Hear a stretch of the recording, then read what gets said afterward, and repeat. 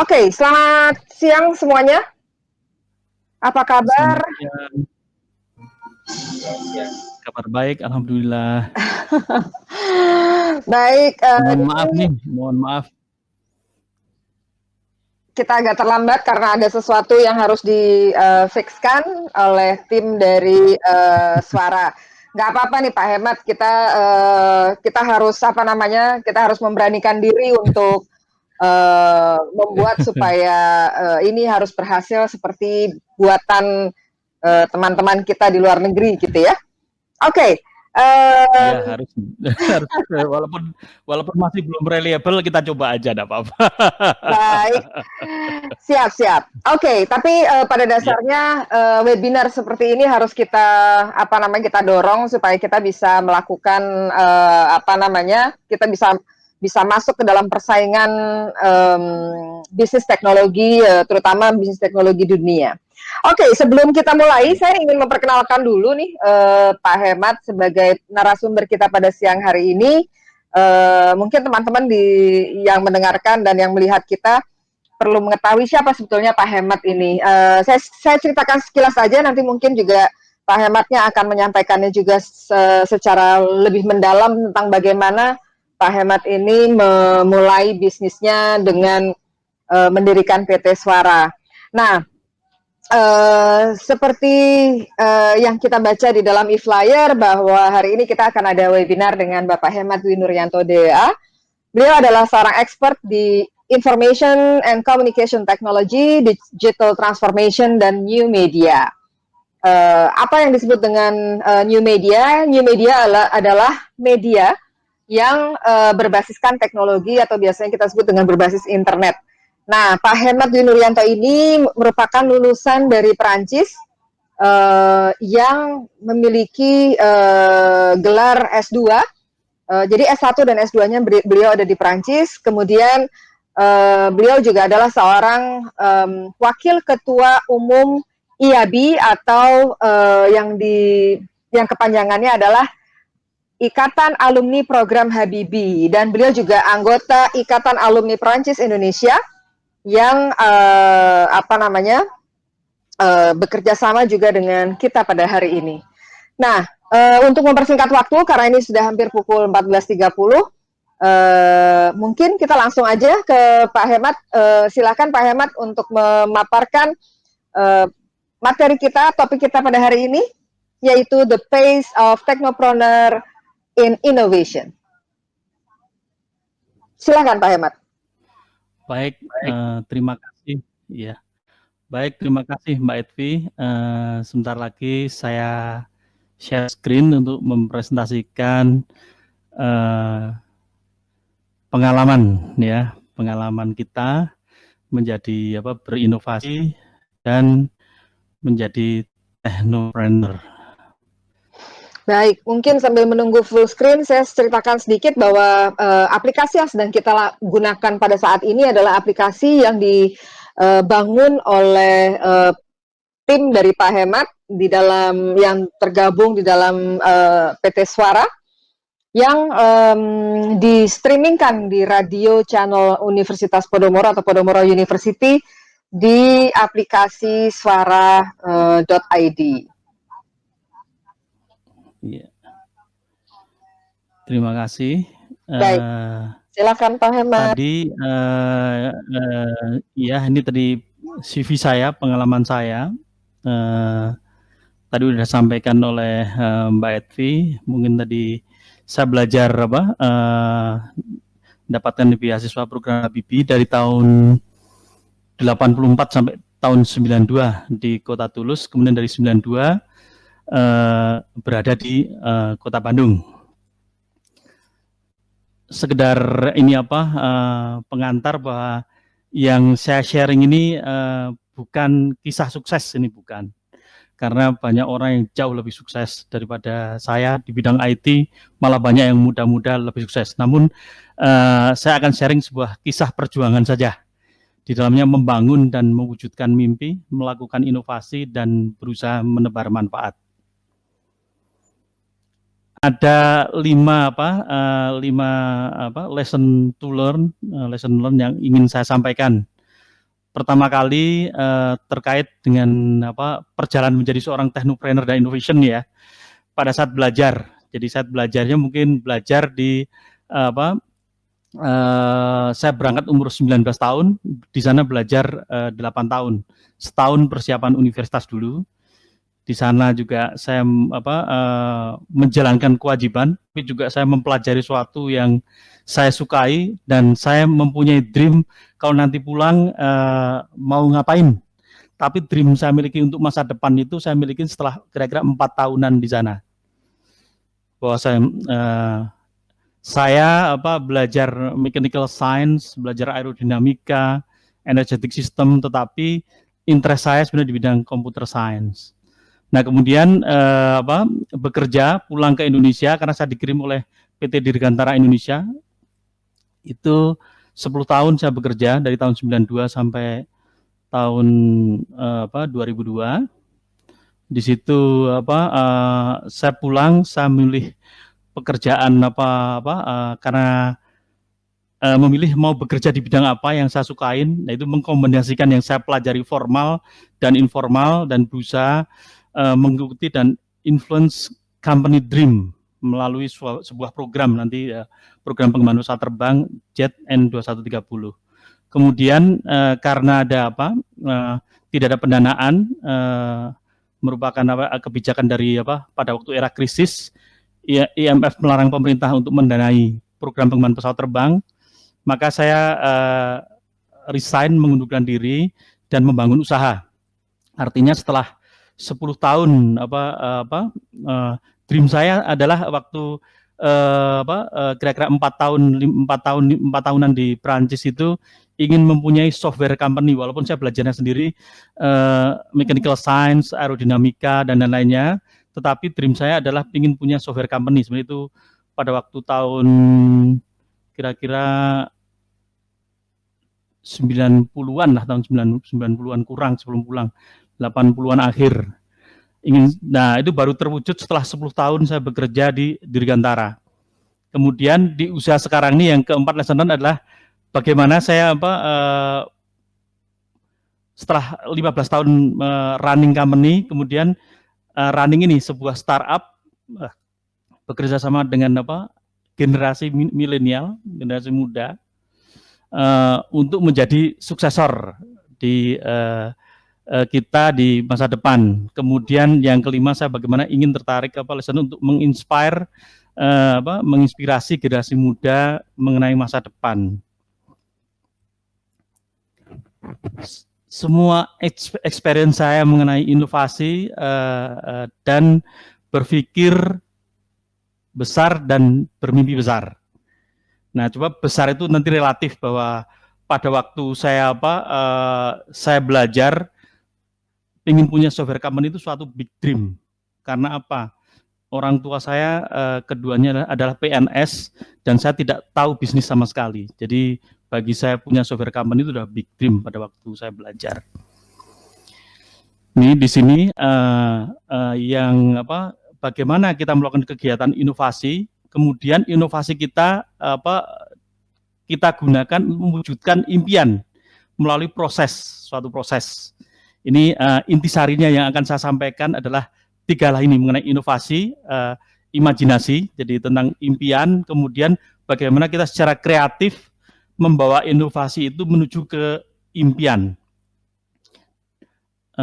Dalam hal tertentu bisa jadi mengenai transformasi. Jadi dari inovasi, jadi kreativitas adalah jembatan mewujudkan untuk imajinasi. Ini masa-masa kuliah saya tahun 84 sampai 92, saya di Universitas Toulouse 3 di Kota Toulouse. Ini universitas termasuk diantara yang lihat sejarahnya di Wikipedia, saya baru tahu bahwa berdirinya tahun 1229. Dan di sejarahnya Kota Toulouse diceritakan bahwa pembangunan universitas ini adalah setelah ada proses penerjemahan secara besar-besaran literatur dari Andalusia. Jadi ini hampir bersamaan mungkin dengan berdirinya Oxford di Inggris juga. Universitas de Toulouse.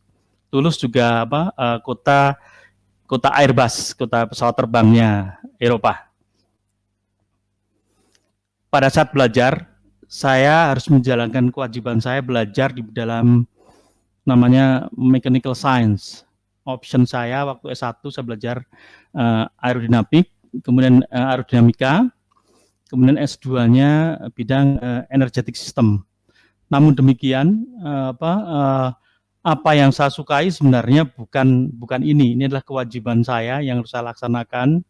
Saya sangat tertarik di bidang information technology, terutama di bidang software engineering. Nah, saya impian saya, jadi setelah saya mengenal teknologi informasi, saya hampir setiap hari itu kalau di perpustakaan itu perpustakaan di bidang IT, karena hampir tiap minggu ada buku-buku baru. Jadi saya senang di situ, dan leader yang inspire saya adalah Pak Habibie sendiri dengan bukunya yang Strategi Transformasi Industri. Itu sangat menginspirasi saya, impian saya untuk belajar ini menyumbangkan masa depan apa untuk Indonesia dari belajar itu. Kemudian tahun 92 saya pulang bekerja sebagai engineer. Awal-awal terlibat di fase-fase akhir N250, tapi utamanya mungkin 80%, 90% kegiatan saya terlibat di program N2130, program pengembangan pesawat jet 100 N2130, ya, 130 penumpang. Di sini beberapa mentor yang menginspirasi saya itu Pak Mas Ilham sendiri, Ilham Habibie, dan Pak Syarif itu kepala divisi dulu tentang computer aided design, computer aided manufacturing. Saya asisten beliau selama divisi itu ada. Apa yang menarik yang saya kerjakan selama bekerja di pesawat pengembangan N2130, meskipun pesawatnya tidak terbang, tidak jadi, hanya sampai preliminary design saja, itu adalah inisiatif untuk yang pertama kali 100% digital product definition. Jadi dari kalau dulu pesawat misalnya sebelumnya N250 itu banyak mendesainnya secara menggunakan meja gambar, sebagian kecil itu menggunakan komputer, menggunakan software namanya CATIA, itu software dari Dassault System yang dipakai oleh Boeing juga untuk desain rancang bangun pesawat terbang. Itu saya terlibat di dalam proyek itu. Ada teman-teman saya yang backgroundnya yang sangat menyukai aerospace, tentang rancang bangun pesawat terbang, fokus di kegiatan product innovation. Saya memahami itu tapi tidak strong, saya lebih tertarik bidang IT-nya, jadi tentang inovasi proses. Jadi proses bagaimana menjadi rancang bangun yang tadi yang 100% digital. Itu inovasinya yang menurut saya cukup keren. Hal-hal yang menarik adalah misalnya digital mockup dengan solid modeling, menggambar dengan basisnya solid, bukan wireframe, bukan survei tapi solid. Itu bisa dilakukan digital mockup sehingga sebelum part di manufacturing sudah bisa dianalisis fit dan interferensinya. Itu sangat menghemat cost rancang bangun sebuah produk yang kompleksitasnya tinggi. Sebagai gambaran, pada saat kita memulai itu sebenarnya kita merefer namanya 777, itu juga yang pertama 100% digital product definition dari Boeing.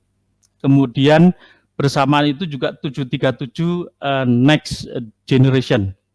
Mereka menggunakan yang sama. Nah, hal yang keren yang kami lakukan diantaranya adalah pada waktu terlibat di dalam proyek di Boeing, 2 tahun bekerja di Boeing, mereka menceritakan bahwa ada ratusan engineer untuk mendukung digital mockup tadi, 100% digital product division dari sisi computingnya atau Boeing Computing Aircraft Services-nya. Boeing Computing Service 25 orangan itu merunning suatu project digital mockup. Jadi kita menggunakan sumber daya yang lebih efisien dibandingkan Boeing. Ada caranya, tapi mungkin kita ceritakan di lain kesempatan. Kemudian ada krisis moneter tahun 98-99 sehingga proyek pengembangan pesawat terbang harus dihentikan. Jadi bukan hanya N2130, N250 pun terhenti. Tetapi sekedar catatan sebenarnya Dirgantara Indonesia tidak ada masalah dengan produk dan proses innovation. Mungkin yang jadi masalah ada finansial dan marketing innovation-nya. Jadi kita perusahaan kita dulu Dirgantara mestinya punya membutuhkan turnaround, bagaimana membalikkan keadaan terkait dengan problem financing dan marketing, karena begitu pemerintah melarang mendanai, 2 program pesawat terbang kolaps. Waktu itu saya di era akhir pengembangan N2130 tahun 2000-an terlibat di Serikat Pekerja. Namun demikian kami memonitor kegiatan direksi dan manajemen di Dirgantara. Mereka didukung oleh konsultan berbayar mahal, itu Deloitte Touch and Tohmatsu, membuat plan 10 tahun dari tahun 2000 sampai 2010. Kami merasa ada yang nggak masuk akal. Jadi bahwa 10 tahun buat perencanaan itu direncanakan rugi. Jadi membuat rencana bisnis 10 tahun tapi rencana rugi, kami merasa ada yang nggak ini. Jadi kami dulu mungkin Serikat Pekerja Dirgantara terkenal banyak demonya, tapi kita juga mempropos solusi. Bagaimana agar kita ada punya plan 10 tahun, plan 20 tahun. Ini kita ceritakan yang plan 20 tahun kita membuat rencana bisnis terobosan. Jadi tidak perlu konsultan maham, tidak perlu ratusan mungkin pimpinan tertinggi di Dirgantara, jadi kepala direktur dan kepala divisi itu mereka berkumpul tapi buat rencana rugi, kita membuat rencana untung, dan kita dasarnya adalah kajian, termasuk referensinya adalah kajian internal dari tim kita plus juga yang dilakukan oleh DTT, bahwa mestinya dalam 20 tahun kita bisnisnya sangat besar, tapi solusinya sebenarnya catatan mencari persoalan tadi. Problem laten kita adalah marketing dan financing. Nah, solusinya sebenarnya sederhana sekali, bisa sering sharing cerita ke teman-teman bahwa mestinya melakukan sesuatu yang mirip dilakukan oleh Airbus, yang dimana banyak negara di Eropa bisa membuat pesawat terbang, tetapi mereka nggak pernah bisa bersaing dengan Boeing dan dulu McDonnell Douglas. Kemudian mereka kesampingkan egonya, mereka berkolaborasi, akhirnya tercipta Airbus. Problem marketing dan financing di-solve serentak bareng-bareng. Dan itu menjadi jauh lebih ringan. Nah, hal yang sama sebenarnya harusnya bisa dilakukan oleh Dirgantara sehingga bisa mengkonversikan persoalan tadi marketing dan financing menjadi opportunity. Tapi itu tidak dilakukan. Ya, kami hanya mengusulkan saja karena kami bukan pengelola perusahaan waktu itu. Kemudian situasi tidak oke, kami mencoba resign, mengundurkan diri dari perusahaan dan mulai berbisnis. Ini cerita 3 orang partner saya dari awal tahun 2000 yang mendukung saya, yang 2 itu alumni dari Dirgantara dulu di flight system, 2 orang, Mas Andi, Mas Agung, kemudian juga yang waktu itu saya baru start bisnis itu dari informatika dari ITB, dua-duanya yang Mas Agung, Mas Andi itu alumni Real Time Software Engineering S2 kerjasama antara ITB dengan Thomson, Prancis. Kalau Mas Rian dari S1 S1-nya dari ITB, S2 juga ITB, tapi bekerja sama dengan saya mulai dari tugas akhir di S1-nya di informatika.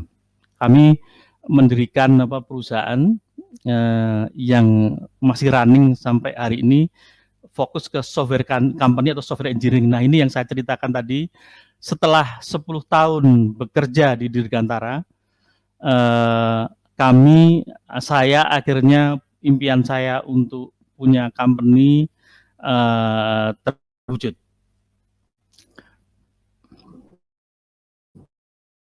Nah, bagaimana sebenarnya banyak membangun company, banyak lesson learned yang saya ambil dari bekerja 10 tahun.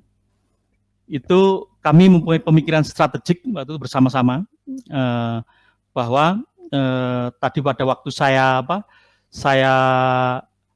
sekolah dulu di Prancis, ada yang formal, informalnya saya belajar computer science. Kemudian saat bekerja di tahun-tahun akhir, saya banyak sekali belajar ilmu manajemen. Jadi tiap akhir minggu saya ke Jakarta dulu belajar sekolah weekend itu belajar ilmu manajemen selama 1 tahun, belajar macam-macam. Jadi untuk persiapan apa? Membangun produk, inovasi, teknologi, kemudian teknologi tersebut diimplementasikan di government dan bisnis untuk mencapai apa? Untuk tujuan apa? Mendukung tadi government bisnis mencapai high performance organization, sehingga bisnis goal-nya tercapai dan community goal-nya tercapai. Kenapa gini? ICT dan manajemen itu berperan sebagai pengalih dari faktor perbaikan melalui quality, cost, and delivery. Jadi dari pengalaman kami selama 10 tahun, kami melihat perlunya IT dan manajemen yang bagus untuk membuat kinerja pemerintahan maupun bisnis menjadi jauh lebih baik. Ini pelajaran yang ambil dari bekerja 10 tahun. Kemudian kami punya kerangka kerja namanya e-business transformation itu di awal tahun 2000. Rang bisnis kami punya kerangka kerja ini, tapi kerangka kerja ini sebenarnya dari mana? Kami ambil dari IBM. Karena apa? Karena partner saya dulu waktu di Dirgantara itu adalah orang-orang IBM dan saya belajar banyak dari IBM. Jadi ketika orang waktu itu baru memulai internet, terus membuat website, baru kalau nggak salah orang banyak bicaranya mengenai IBM mengeluarkan terminologi e-business. Waktu itu pada waktu awal tahun 2000 belum banyak yang tahu mengenai e-business ini. Nah, ada 7 scoop di situ mulai dari CRM, ERP, PLM, SCM, Business Intelligence itu dari awal tahun 2000 terminologi itu keluar. Dan kemudian bagaimana di area ini IT, jadi melalui mekanisme transform, build, run, leverage itu prosesnya seperti plan to check action diimplementasikan mulai dari area tertentu sampai ke area menyeluruh. Ini adalah kerangka kerja yang kami miliki. Jadi kami masuk ke bisnis, strategic thinkingnya kita punya, kerangka kerjanya kita punya. Nah, kemudian kami menjalankan bisnis kira-kira sampai perjalanannya saya melalui jadi relatif kami membangun bisnis itu teknologi hampir dikatakan dan modal yang sangat kecil sekali karena hanya modal membuat warnet dulu. Jadi uang digunakan untuk warnet, uangnya nggak kembali, tapi alat-alatnya kita gunakan untuk membangun software. Nah, dalam perjalanan mungkin karena juga mungkin visi kita dulu ingin menjadi pemimpin riset di bidang software kan ya.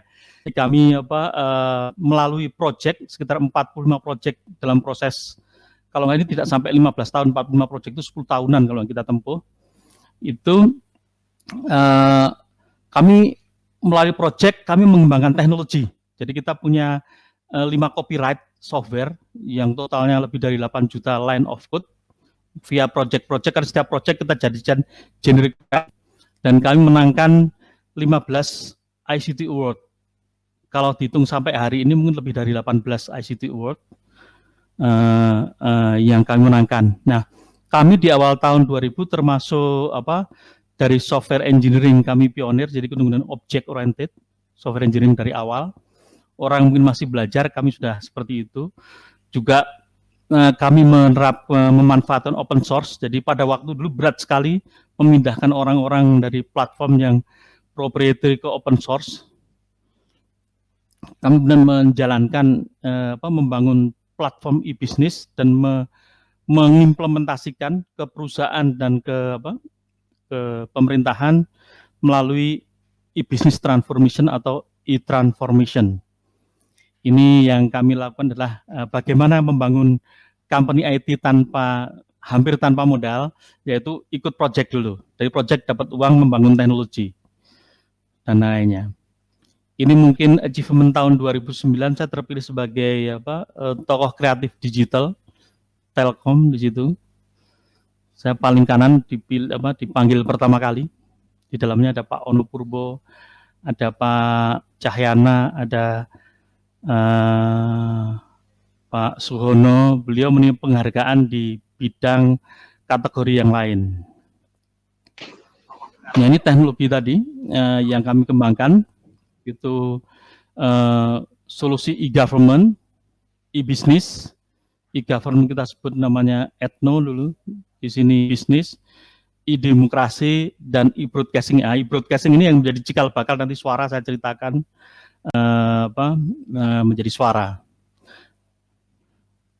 Nah, saya akan sharing ada 45 project, ada suatu hal yang e-demokrasi, teknologi yang kami bangun seperti apa, dan impact-nya seperti apa, saya ceritakan. Walaupun ini tidak tercapai, bahwa pemilu kita itu sekarang ini menurut saya ada masalah yang besar. Masalahnya itu adalah proses penghitungan suara yang memakan 30 hari. Di situ ada rawan manipulasi suara dan berpotensi terjadi sengketa hasil pemilu. Jadi relatif sebenarnya kalau mereka yang mengetahui yang terjadi banyak ini kecurangan-kecurangan pemilu di sini, karena itu ada quote dari Stalin itu di dalam sekali mengatakan bahwa itu terkait dengan demokrasi. Bukan orang yang mencoblos yang menentukan pemenang, tapi mereka yang menghitung yang menentukan pemenangnya. Ini quoting, dan ini sebenarnya dalam tanda petik mungkin di Indonesia masih berlaku sampai hari ini. Ngebocorin rahasia nih, Mas. Gimana? Ngebocorin rahasia pemilu nih. Ya. Nah. Ya. Nah, kami ada terobosan teknologi namanya e-demokrasi, terutama dari si voting dan counting teknologinya. Mestinya dengan rekayasa redesign surat suara dari A0 ke A4.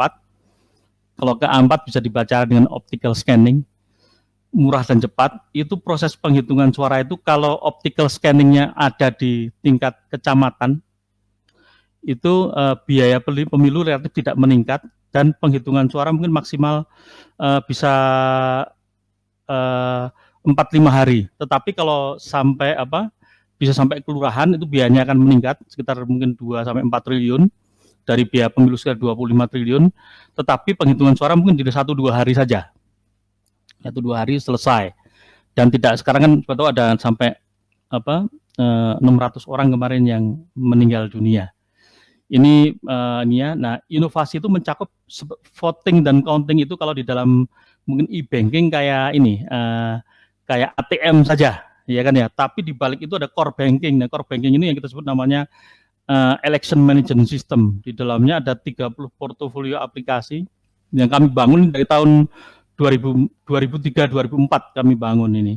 Nah, waktu kita tawarkan 2009 untuk menggunakan ini kita sebenarnya udah demo segala udah final, tetapi karena sesuatu hal, yaitu ciri khas Indonesia, kemudian sesuatu rekomendasi kita dan segala macamnya itu diganti teknologi yang lain yang namanya character recognition. Nah, itu membawa dampak jadi gagal total teknologi pemilu di 2009. Itu ada polemik besar antara KPU dengan saya di Detik dulu di tahun 2009. Setelah itu saya tidak tertarik lagi terlibat di dalam pemilu, tapi esensinya bahwa kami membangun teknologi bertahun-tahun, ingin menyumbangkan, ingin membuat perhitungan suara pemilu yang bersih, transparan dan profesional, tapi tidak berhasil.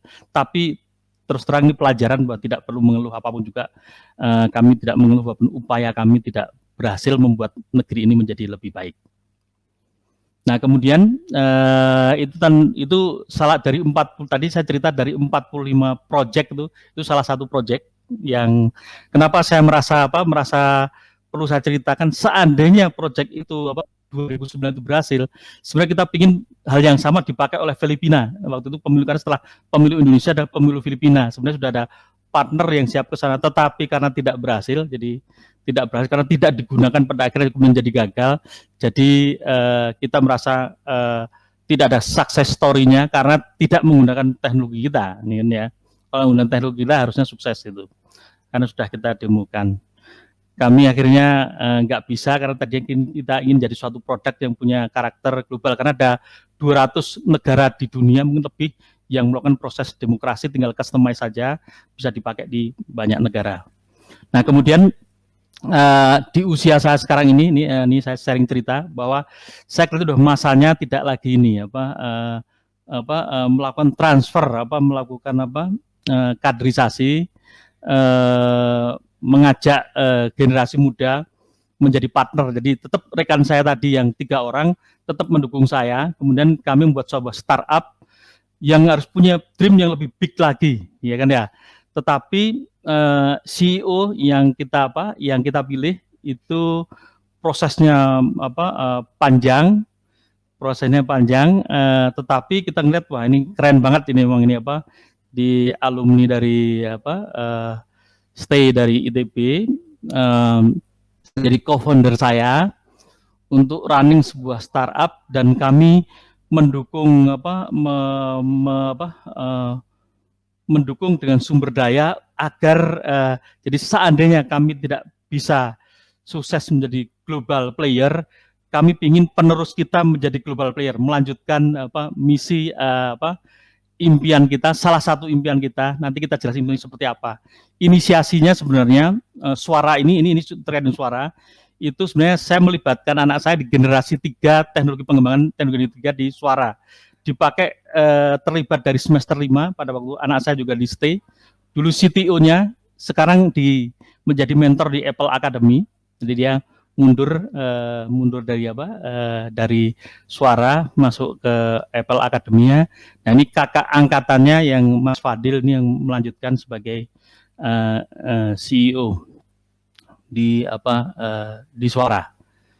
Nah, sebuah startup biasanya kalau membangun suatu basisnya, jadi ingin masuk ke suatu bisnis, suatu industri, semua basisnya harus data. Jadi kita masuk ke bisnis yang terkait dengan musik, radio, dan podcast. Nah, ini kita punya data. Banyak data nih, data yang kita dapat dari PricewaterhouseCoopers. Jadi 5 tahun sebelum 2019 sampai 5 tahun proyeksi sampai 2023. Seperti apa datanya ada. Jadi bahwa bisnis gabungan dalam kelompok radio, musik, podcast itu kira-kira antara 90 sampai 110 miliar dolar di dunia dalam 5 tahun ke depan. Untuk video juga growth-nya bagus. Jadi ini tadi datanya tadi pertumbuhannya bagus, radio, musik, podcast dari sisi yang online ya, nih ya. Gabungan online sama offline sih, on air. Nah, ini yang video juga trennya bagus sekali. Jadi itu dalam 5 tahun ke depan itu antara 40 sampai sekitar 60 sampai 70 miliar dolar bisnis video di dunia dalam 5 tahun ke depan. Nah, kemudian apa sih yang dilakukan oleh suara, challenge dan opportunity-nya? Jadi suara itu berangkat dari problem. Segala itu problemnya apa? Disruption. Semua orang mengetahui disruption. Jadi kita bicara radio industri dulu, kita fokus di radio industri dulu. Itu terdisrupt oleh layanan musik dan radio, layanan OTT audio kita sebut, itu disebut namanya internet radio pure play seperti Spotify, Juke, TuneIn, SoundCloud dan lain-lainnya. Itu kenapa mereka mendisrupt? Karena mereka punya layanan yang sama dengan radio, yaitu gratis tapi ada iklannya, sehingga menyebabkan orang yang tadinya mendengarkan radio konvensional berpindah ke Spotify atau Juk yang lain yang versi gratis, ada iklan, tidak ada masalah karena orang sehari-hari menggunakan ini. Nah, kondisi bisnisnya itu diprediksi 5 tahun ke depan hanya berkisar 40 sampai 40 miliar dolar, dan itu trennya pun juga stagnan sebenarnya.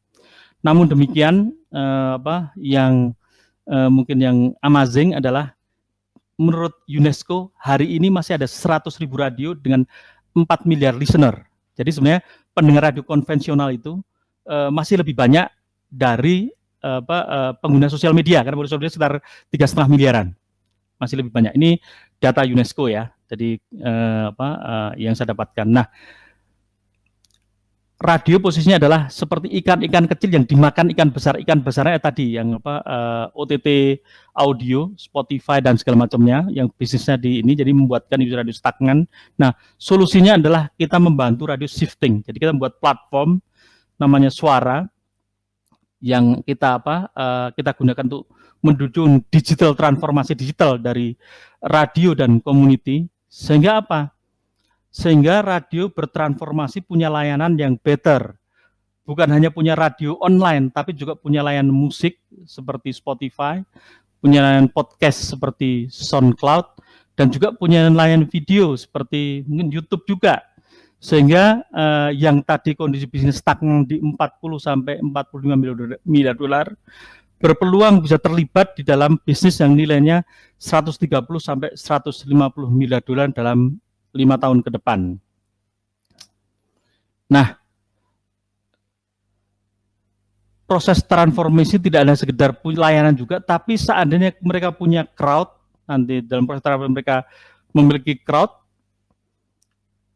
bisnis yang lain bisa dimasuki juga, termasuk dalamnya fintech dan e-commerce, mirip seperti Gojek, dimulai dari Gojek, lalu dia masuk ke GoPay, masuk ke GoFood dan lain-lainnya. Itu berpeluang. Karena apa? Kerja kita effortnya harusnya ringan, karena apa? Tinggal memindahkan pendengar yang tadi 4 miliar melalui radio-radio tersebut ke online. Effortnya harusnya tidak berat seandainya tadi radio berani mau melakukan digital transformation. Jadi transformasi digital itu sederhananya adalah yang tadi radio old era yang layannya hanya radio saja, siaran radio, bisa diakses menggunakan radio kaset, Walkman dulu, di dashboard di car yang analog, kemudian source-nya kaset dan CD, kemudian ditransformasikan ke era radio dan media no era, yaitu bisa diakses menggunakan apps, menggunakan smart speaker, connected car, dan smart TV. Layanan kita tidak hanya jalan di handphone, di smartphone, Android, iOS, tapi kita juga baru launching dengan partner kita smart speaker namanya Win yang berbahasa Indonesia. Jadi minta konten apa aja gitu dalam audio itu akan direspon oleh Suara. Jadi engine Suara berpartner dengan smart speaker punya partner kita, tapi bukan Amazon Echo, bukan, ini namanya Win Widya Wicara, itu dari berbahasa Indonesia, untuk mengakses ke konten-konten yang disediain oleh Suara. Potensi Indonesia sendiri hari ini masih ada lebih dari 60 juta radio listener, kemudian ada 120-an juta music lover dan 150 juta smartphone user. Kalau dari best practice di Amerika itu 75% dari smartphone user itu menggunakannya untuk akses ke konten-konten audio. Nah, intisari dari platform Suara itu adalah on-air platform, jadi platform untuk kegiatan broadcasting, jadi memodernisasi on-air, jadi tujuannya adalah menguatkan core bisnis. Kemudian dari si platform online itu bagaimana mendukung lifestyle baru, akses konten radio, musik, podcast maupun video dan video on demand. Kemudian, nah selain itu radio yang tadinya sumber pendapatannya adalah iklan dari on air gitu loh, berpeluang ada inovasi baru, namanya model bisnis inovasi. Jadi bisa mendapatkan pendapatan dari online ads, dari membership. Jadi mungkin membership yang tadinya radio nggak ada istilah membership, jadi ada membership seperti yang dilakukan juga oleh Spotify. Jadi kalau ingin tanpa iklan membayar. Kemudian juga ada transaction fee kalau seandainya nanti juga ditambahkan dengan yang e-commerce maupun fintech seperti itu. Yang fintech sama e-commerce kita jalankan. Nah, di dalam suara sendiri kita memanfaatkan emerging technology. Jadi bukan hanya sekedar on air sama online platform, tapi kita memanfaatkan tadi disruptive technology, jadi advanced IT dan media research melalui riset lanjut di bidang IT dan media. Jadi memanfaatkan Internet of Things, cloud computing, big data dan segala macam, termasuk online advertising, voice computing dan deep learning secara blockchain kita terapkan, tetapi bertahap karena seperti blockchain kita waktu melakukan studi kita mendapatkan pendanaan riset mengenai blockchain untuk musik industri dan advertising. Kelihatannya teknologi blockchain sendiri yang saat ini itu belum mampu mensupport. Jadi harus bicara distributed ledger beyond blockchain, harus bicara beyond blockchain. Nah, ini teknologi-teknologi yang kita terapkan, jadi cloud computing, big data, dan lainnya. Kemudian apa sih yang kita harapkan secara sosial sebelum kita bicara bisnis? Karena begini, ada tulisan di Harvard Business Review bulan Juli bahwa sebuah startup akan bertahan lama itu kalau di dalamnya ada tujuan sosialnya, tidak semata-mata finansial. Nah, ini adalah tujuan sosial kita, bahwa kita ingin menyelamatkan jadi job. Jadi ada jutaan job. Jadi kalau ada 100.000 radio itu yang bekerja bisa 10 sampai ratusan di satu radio. Kalau ratusan itu seperti radio seperti BBC, seperti RRI di Indonesia itu satu stasiun radio bisa ratusan orang. Tapi kalau radio yang kecil itu bisa 10 sampai 20 orang, kalau radio komunitas mungkin di bawah 10 orang.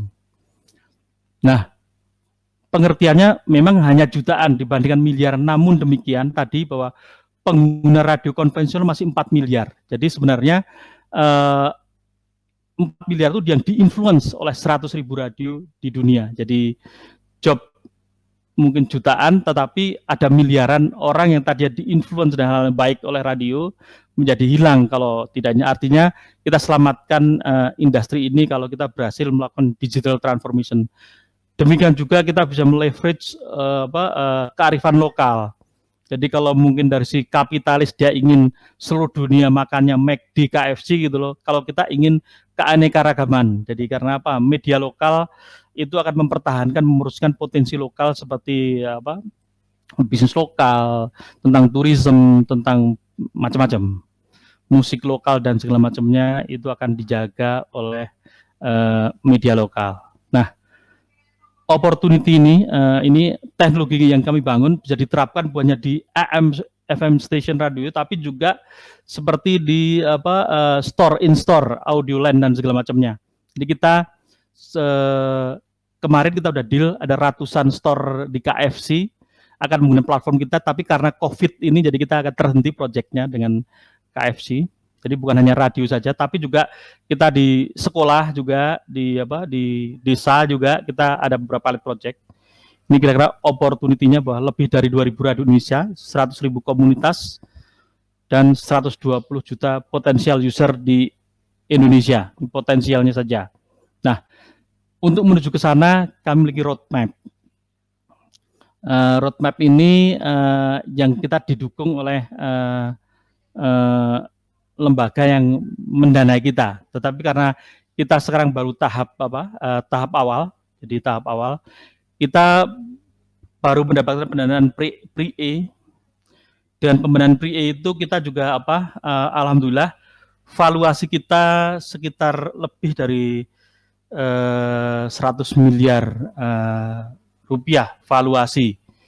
Mungkin saham yang kita pegang mungkin hampir masih ada lebih dari 70% atau sekitar 70%-an. Itu di atas kertas seolah kami punya kekayaan di atas 70 miliar, tapi realnya tidak. Kita hanya mendapatkan dana tertentu yang digunakan untuk mencapai target yang 1 tahun dulu. Jadi kita punya target 1 tahun, tapi kita juga sudah punya target sampai 6 tahun hingga bagaimana menjadi unicorn melalui beberapa series funding. Ini, nah, hal yang menarik menurut pandangan kita punya plan sampai 12 tahun ke depan. Jadi, tapi di pertengahan kira-kira di tahun ke-6 kita berpeluang menjadi unicorn di saat kita mendapat pendanaan series B lah ini kira-kira. Kita punya pandangan dengan approach yang warna merah itu low customer acquisition cost, nanti ada penjelasan lebih dalam seperti apa, dan investasi kurang dari 20% dari Spotify. Jadi sebagai gambaran, Spotify itu berdiri tahun 2006-2007 lah, 2007 sampai sekarang dia udah 12 tahun usianya dan mendapatkan pendanaan $2,5 miliar selama 12 tahun ini. Penggunanya hari ini sekitar 100 jutaan, itu 50% yang berbayar, pendapatan mereka kira-kira $6 miliar dalam 1 tahun. Sekarang udah $6 miliar lebih.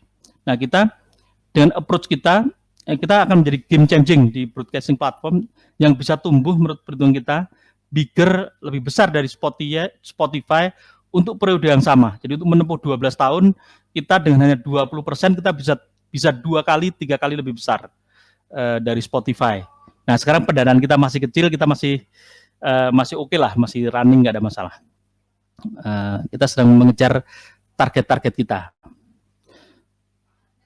Kita yang mendanai kita dari pada waktu seed dan pre-A itu ada 2 company, satu Telkom Indonesia, yang kedua adalah UMG Idealab.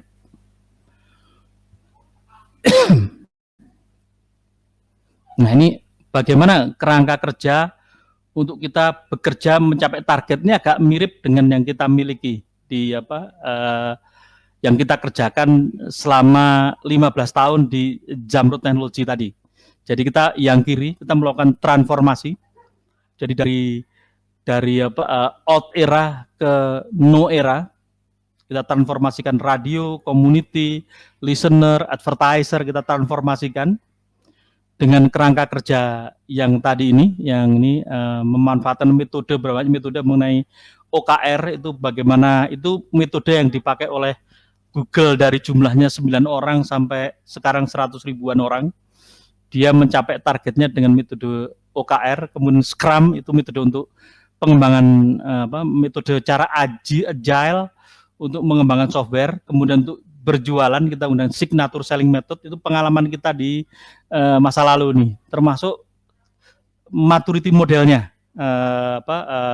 Bagaimana jadi kita punya kerangka kerja untuk bagaimana memastikan semua orang going in the same direction, jadi pergi dengan ke arah yang sama dengan prioritisasi yang jelas, memanfaatkan industry best practices dan rhythm yang konstan, jadi irama yang konstan. Ini yang sekarang sedang dilakukan oleh tadi yang dipimpin oleh Mas Fadil tadi. Itu masih muda, Mas Fadil itu masih 26 tahun kalau nggak salah.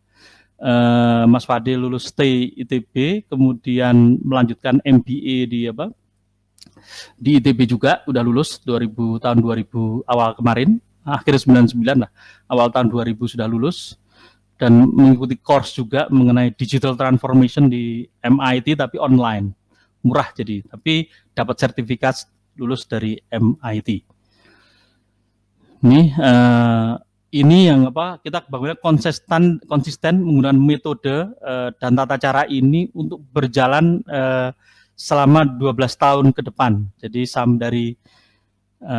dari market Indonesia sampai ini. Jadi ini yang bahwa pada waktu saya kuliah dan setelah saya kuliah saya bekerja 10 tahun, saya nggak punya impian untuk menjadi global player. Nah, dari hari ini yang partner saya, co-founder saya yang Mas Fadil yang tadi umurnya 26 tahun, saya pengaruhi untuk menjadi berpikir punya impian yang besar, karena saya melihat bahwa dalam perjalanan hidup saya, kenapa sih pendiri Google seperti Sergey Brin, Larry Page itu bisa menjadi besar, kemudian Facebook, karena mereka berani berpikir besar. Jadi orang Silicon Valley itu jadi teknopreneur Silicon Valley, mereka kalau membangun sesuatu, pikirnya adalah bagaimana seluruh dunia. Nah, kita juga dari awal yang kita bangun adalah untuk seluruh dunia. Memang kita mulai dari Indonesia, dan sebagai gambaran kita sedang proses masuk ke ASEAN nih. Jadi kita disupport oleh investor kita untuk masuk ke, karena beliau juga player di negara-negara ASEAN gitu, beberapa negara gitu ya. Masuk dimulai beliau seorang konglomerat di salah satu negara dan partner di salah satu negara ASEAN, mengajak untuk masuk ke sana, dan kita sedang dalam proses masuk ke ASEAN, tapi kita juga dalam proses juga sudah mempersiapkan bagaimana go ke Eropa, ke Kanada dan segala macam. Kita sedang proses menjajaki ke sana. Jadi seperti akhir tahun lalu kita kemudian memenangkan award namanya yang ke Swiss, kami gratis pergi ke Swiss, menang. Kemudian di sana kita menjajaki market di Swiss dan Eropa. Kita melihat baru melihat saja, diskusi dengan investor dari sana dan segala macamnya. Lanjutkan. Ini achievement dari suara. Jadi ada achievement dari yang kita dapat dari dua-dua, tapi juga yang didapat oleh Mas Fadil nih, karena sehari-hari CEO-nya Mas Fadil itu ada 5 award dari 2017. Jadi 2017 itu kita second winner untuk Swiss Innovation Challenge 2017, mendapatkan ini $5.000. Kemudian terakhir Desember kemarin kita menang di AETP Swiss Startup Accelerator Program, yang kita mendapatkan ini hadiah pergi ke Swiss selama seminggu kalau nggak salah di sana. Nah, kemudian ini saya share mengenai bagaimana mengenai 2020 and beyond. Jadi bagaimana sih? Jadi tadi yang cerita yang sebelumnya, bagaimana sekarang posisinya saya tidak memimpin, tapi saya lebih cenderung di belakang. Kadang-kadang di depan, kadang di tengah, di belakang, tapi harus lebih banyak di belakang. Nah, saya ingin terlibat mulai 2020 dan beyond, bagaimana ikut kontribusi untuk ke masa depan. Jadi, nah, masa depan itu menurut ini Abraham Lincoln, bagaimana cara terbaik memprediksi masa depan adalah katanya dengan menciptakannya. Ini pandangan saya mengenai masa depan, terus saya ingin sharing siapa saja dan yang mempengaruhi pandangan saya. Jadi kalau kita melihat kemajuan bangsa-bangsa di dunia, itu bangsa itu menjadi maju. Itu kalau kita cari back ke mungkin ke 8.000 tahun yang lalu, bahwa Mesir itu maju itu perlu ribuan tahun. Jadi antara 3.000 sampai 6.000 tahun. Ini saya ada bacaan, ada referensinya. Kemudian Yunani dan Romawi maju perlu 1000-an tahun sampai sebelum kelahiran, mungkin 500 tahun setelah dari berapa ratus tahun sebelum Masehi sampai berapa ratus tahun setelah Masehi. Itu kemajuan Yunani dan Romawi. Kemudian Islam itu maju dari mulai kelahiran Nabi 40 tahun belum menjadi Nabi, 700-an tahun maju sampai Andalusia, ilmu pengetahuan teknologi di sangat maju sekali di Andalusia, yang tadi saya ceritakan background bahwa tahun 1300-200-an sekian mulai penerjemahan. Nah, itu yang dibawa menjadi ada Universitas Toulouse, Oxford dan segala macamnya. Itu Islam jaya dalam waktu 400 tahun. Jadi perlu waktu 400 tahun untuk Eropa bisa maju, Amerika 200 tahun, Jepang itu 100-an tahun, dan Cina 60-an tahun untuk maju luar biasa seperti hari ini. Artinya ini banyak bangsa bisa maju dan semakin cepat caranya untuk maju. Ini tantangannya. Kemudian hal yang menarik untuk menjadi referensi teman-teman. Jadi ada Amerika itu maju itu dari generasi pertama, memang bangsa yang dibangun oleh inovator di situ. Ada 3 generasi, ada generasinya Carnegie, Rockefeller, dan Ford, itu generasi pertama. Generasi kedua seperti Steve Jobs, kemudian pendiri Apple, Microsoft, dan generasi ketiganya pendiri Google, kemudian Facebook dan lain-lainnya. Nah, ini kalau membaca ini yang generasi pertama, bagaimana Amerika menjadi bangsa yang besar, itu di dalamnya memang banyak inovator yang luar biasa. Ini sejarah yang sangat menginspirasi saya, dan mungkin perlu patut dilihat oleh adik-adik atau teman-teman semua mengenai video mengenai inovator ini, The Man Who Built America. Jadi ceritanya Carnegie sampai Ford. Nah, kemudian bukan itu saja. Jadi pada suatu seminar gitu loh, ada seorang profesor dari ITB, teknik produksi ITB, yang paparannya sangat menginspirasi saya. Itu bahwa meskipun dia menjelaskan secara sangat bagus sekali dan rasional sekali, bahwa kita jangan takut, jangan bersedih hati meskipun kondisi kita tidak bagus saat ini. Jadi kita mungkin kondisi bangsa kita mesti banyak yang korupsi, orang yang miskin dan segala macamnya gitu ya. Tetapi bahwa pada dasarnya untuk masa depan setiap bangsa itu punya peluang dan harapan yang sama sebenarnya. Ini dia ada penjelasan deskripsinya yang menarik sekali, tapi mungkin tidak cukup waktu.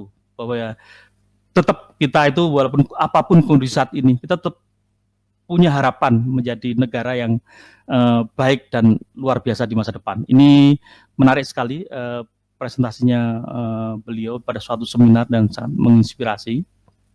Nah, kemudian di era saat ini pandangan saya mengenai transformasi untuk masa depan Indonesia. Jadi kita itu sekarang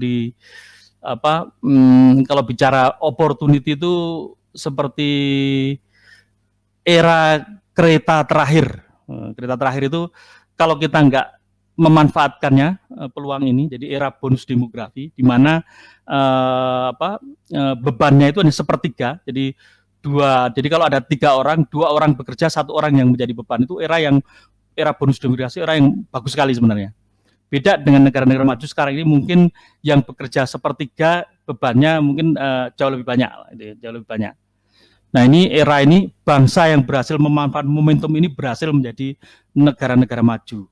Jadi seperti Korea, Jepang itu memanfaatkan era bonus demografinya. Nah, kita sekarang di jendela peluang untuk menjadi bangsa yang maju, dari yang mungkin tadi ada plan dari government, sumbernya di Goldman Sachs dan ini Pricewaterhouse gitulah. Kita mestinya bisa menjadi bangsa dengan sekarang bisa posisi GDP real kita ranking 15. Ya, mungkin nanti bisa diprediksikan bisa menjadi 11 di dalam di tahun 2030. Tapi kalau tidak ada juga prediksi yang sampai 2045 sudah ada. GDP untuk berdasarkan PPP atau purchasing itu istilahnya, itu kita bisa di ranking kelima. Ini opportunity-nya. Nah, bagaimana untuk opportunity? Kita harus menuju ke Indonesia 4.0. Jadi memanfaatkan disruptif teknologi di segala bidang seperti big data, artificial intelligence, cloud computing, IoT, fintech, e-commerce, force computing dan lainnya. Itu di segala bidang, di government, di bisnis, dan juga di media. Nah, ini kenapa bagi saya media penting? Media itu sesuatu yang menarik saya. Jadi media itu penting kenapa? Karena yang membentuk membentuk pikiran, pola pikir, semangat dan segala macamnya, itu pengaruhnya sekali besar di media. Nah, pandangan kami bagaimana sukses di abad 21 ke depan Itu kita harus melakukan transformasi, membangun karakter, baik itu karakter moral, karakter kinerja, bukan hanya moralnya baik, tapi juga kerjanya juga kerja keras, cerdas, dan moral yang baik, tapi juga membangun kompetensi, kemampuan berpikir kritis, kreatif, komunikatif, kolaboratif, dan memiliki literasi bukan segera calistung, tapi juga literasi budaya, teknologi, finansial, dan lain-lainnya. Nah, seandainya pemanfaatan dari disruptif teknologi untuk menyusul Indonesia 4.0 dengan ditambah pembangunan dari karakter, kompetensi dan literasi, insya Allah kita bisa menjadi sukses. Kita pernah di masa lalu, jadi ada kegiatan transformasi di masa lalu. Jadi itu dalam waktu yang waktu di abad 14 itu wayang yang dibuat oleh Wali Songo itu sebenarnya Indonesia itu atau terutama Jawa itu agama Islam itu susah diterima. Tetapi dalam kurun 40 tahun Wali Songo dengan medianya wayang itu berhasil mentransformasikan Indonesia menjadi sesuatu yang tadinya tidak diterima, mayoritas menjadi agama mayoritas di Indonesia. Padahal kontennya sendiri itu banyak cerita-cerita itu seperti Mahabharata dan Ramayana yang dikenal oleh masyarakat, tapi dilakukan modifikasi, kemudian penyesuaian dan segala macamnya sehingga bisa diterima oleh masyarakat. Jadi bagaimana transformasi melalui media. Jadi, karena wayang itu media, tetapi menariknya media wayang dibandingkan hari ini mungkin media sosial itu di dalamnya ada ceritanya. Jadi di dalamnya ada kebaikan dan keburukannya. Nah sekarang ini memang kalau kita bicara media setelah media eranya media cetak, televisi dan segala macam, sekarang era media sosial itu diisi oleh banyak pihak, di dalamnya tidak ada reference. Jadi kalau di dalam cerita Mahabharata dan Ramayana itu cerita bahwa ada selalu pertempuran antara kebaikan dan keburukan, dan yang baik itu menjadi pemenang.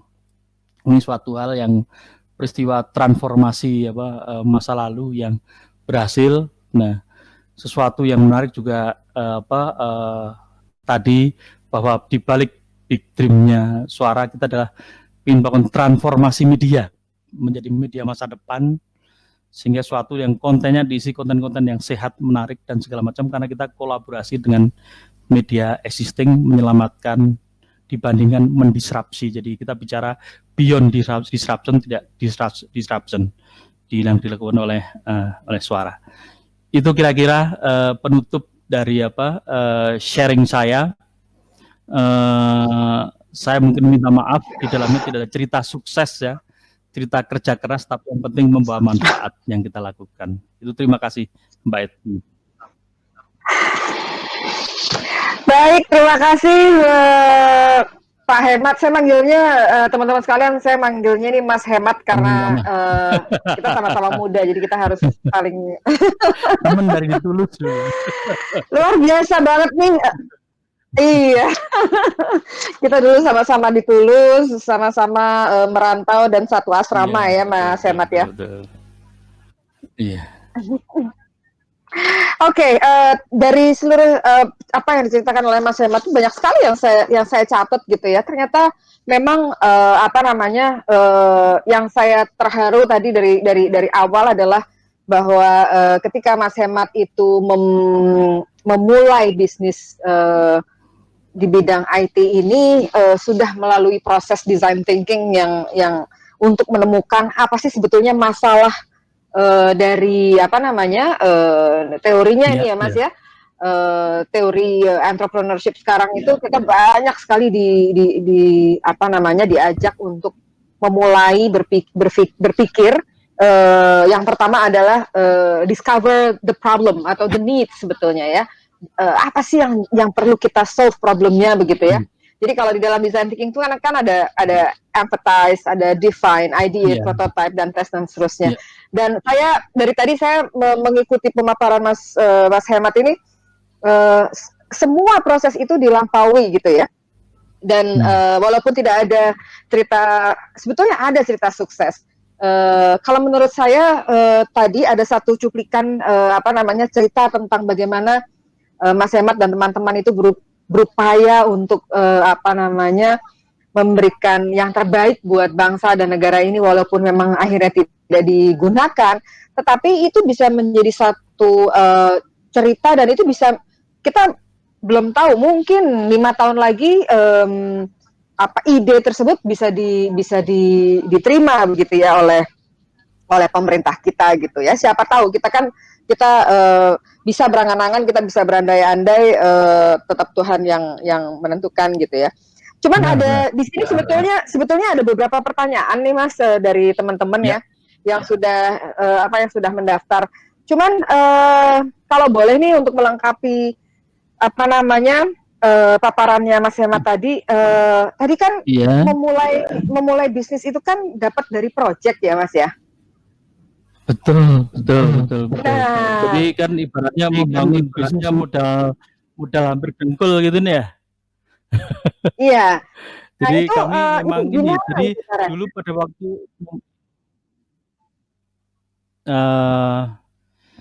itu, jadi segala sesuatu itu mesti ada keberuntungannya ya. Jadi saya waktu itu kan berpartner juga teman-teman saya yang dari IBM dulu. Partner saya waktu ada di Dirgantara. Kemudian saya running company di luar, beliau mensupport. Kemudian ada pihak eksternal yang kan kami tidak, posisinya kan bahwa kan punya big pengalaman kan ya. Jadi digital transformation atau re-engineering dari industri pesawat terbang kan, atau pengembangan pesawat terbang kan suatu pengalaman yang besar. Di dalamnya banyak teknologi yang dikembangkan, juga saya banyak ini sesuatu lah di situ, dari pengalaman itu yang dijual oleh ke partner saya. Kemudian saya dapat proyek yang pertama, ya kan ya. Proyek pertama itu berlanjut sampai mungkin 3 tahun sampai 4 tahun proyeknya. Nah dari proyek itu kami build produk. Jadi kita generikkan sehingga bisa dipakai di mana-mana gitu loh. Itu kira-kira gambarannya, sampai 45 proyek kan ya. Iya. Jadi dari situ ya itu kira-kira ada keberuntungannya gitu ya.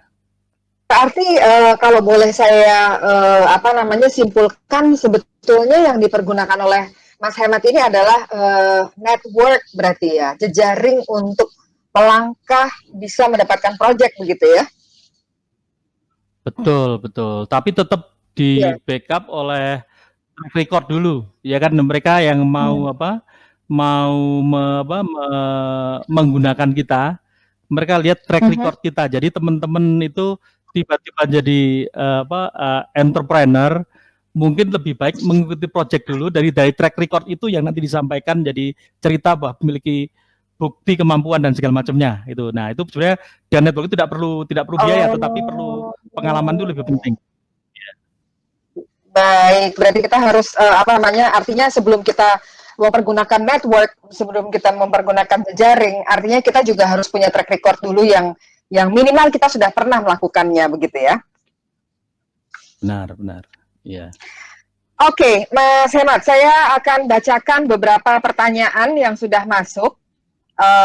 Ini sangat menarik sekali karena ada banyak sebetulnya ya, tapi kalau misalnya saya bacakan semuanya mungkin kita nggak cukup waktunya. Nah, dari pertanyaan-pertanyaan yang ada, ada yang bertanya tentang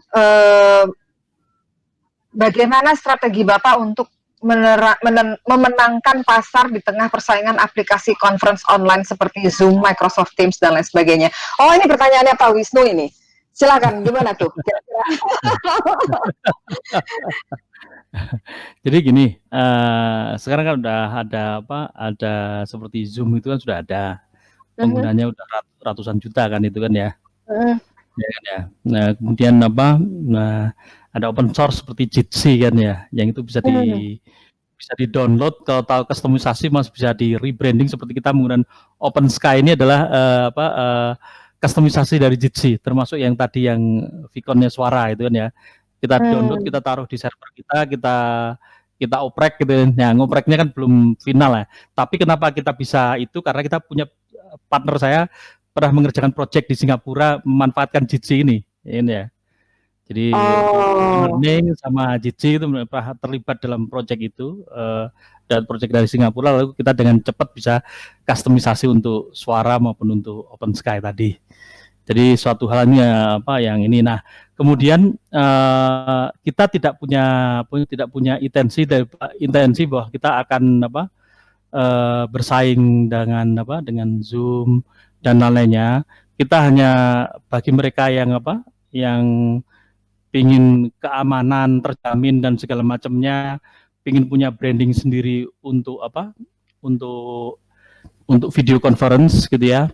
Kita bisa menyediakan, kita bisa memberikan jasa untuk itu karena itu teknologi yang open source tuh, yang bisa di-download, tapi kan nggak semua orang bisa melakukan kustomisasi.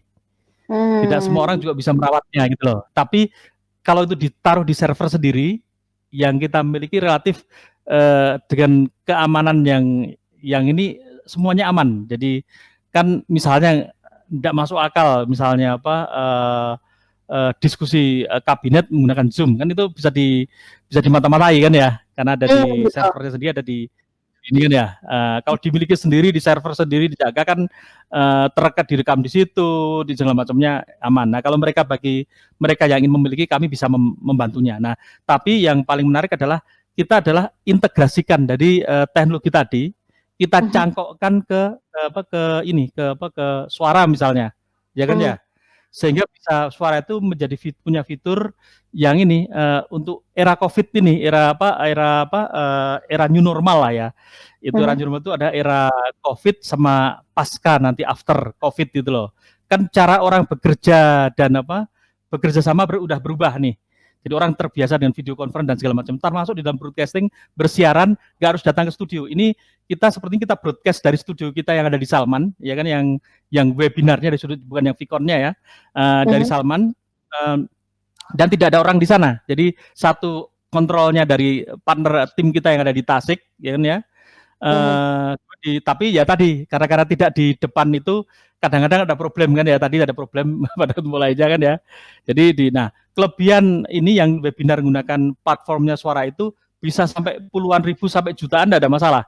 Jadi orang yang, tapi kalau digunakan teknologi Vicon, yang Vicon itu akan sangat terbatas dan bandwidth-nya besar sekali. Ini yang ini kan kita gabung antara Vicon dan broadcast nih, ini yang kita terapkan di sini. Ini baru kita uji coba hari ini pertama kali ini secara formal. Jadi nanti platform ini, virtual learning ini bisa dimanfaat. Jadi setiap partner kita, misalnya Podomoro atau education training provider, mereka bisa menyediakan layanan seperti ruang guru. Jadi tidak perlu berinvestasi membangun teknologi segala macam, punya platform yang bisa kita mensupportnya. Jadi untuk learning, baik itu untuk learning yang sifatnya live maupun yang on demand.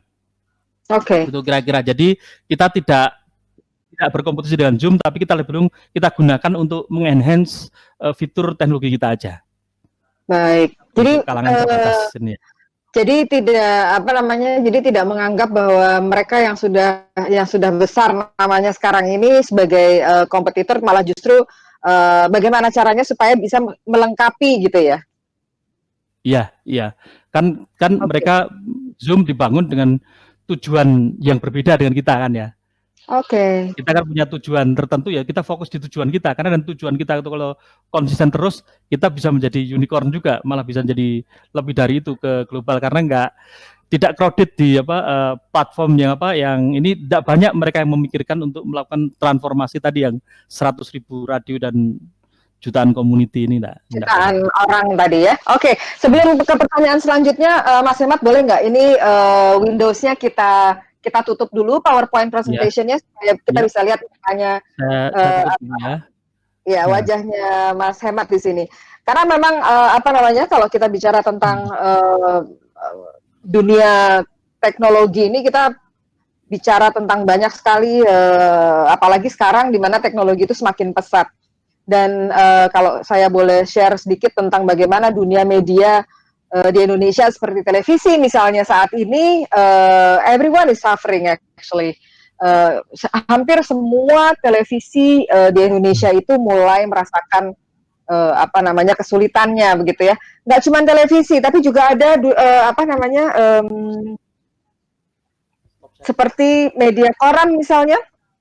Nah, koran itu juga merupakan salah satu media yang hampir musnah Ya, begitu ya. ini kan Kayaknya sudah sudah di stop sharing.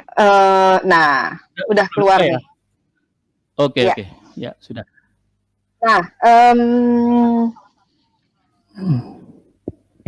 saya bacakan pertanyaan selanjutnya ya. Ya. Oke. Di sini ada beberapa pertanyaan terkait dengan COVID nih sebetulnya. Sebetulnya apakah pertama kali nih, apakah suara terdampak oleh COVID? Kalau iya, gimana strateginya?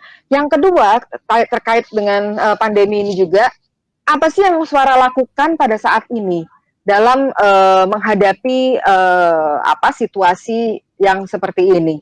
Apakah ada hal-hal baru yang terpaksa luncurkan dan lain sebagainya? Gimana kira-kira? Ya.